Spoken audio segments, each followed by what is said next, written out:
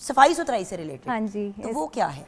ये जी sanitation conservation का एक कोर्स था when I was in Canada, तो वहाँ से फिर मैंने ये किया था।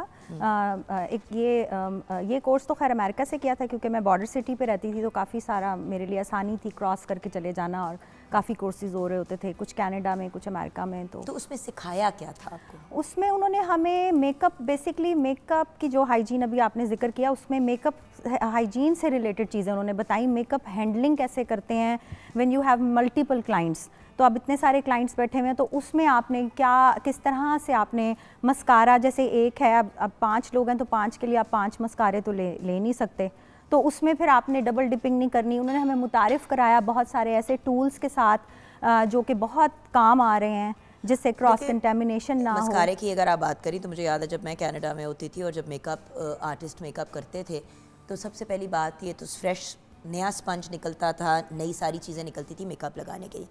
और मस्कारा, आई रिमेंबर जब वो एक दफ़ा लगाने लगी थी, मुझे जो पहली दफ़ा जब मेरा वहाँ पे मेकअप हुआ तो उन्होंने मस्कारे का वॉन्ड निकाला, तो मैंने मुंह आगे किया तो उन्होंने उसको साइड पे कर दिया, तो मैं एक सेकंड रुक गई, मैंने कहा व्हाट आर यू डूइंग, ये 1 मिनट।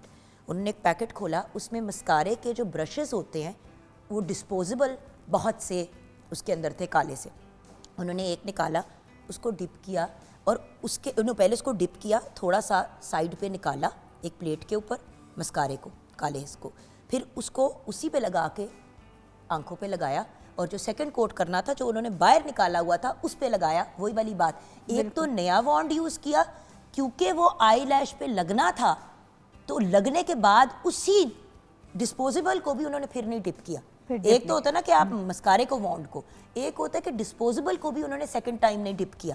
तो मैंने कहा why, she said major reason eye infection का या आंखों के मसाइल का, जिसमें पिंक आई बहुत मशहूर है। हाँ।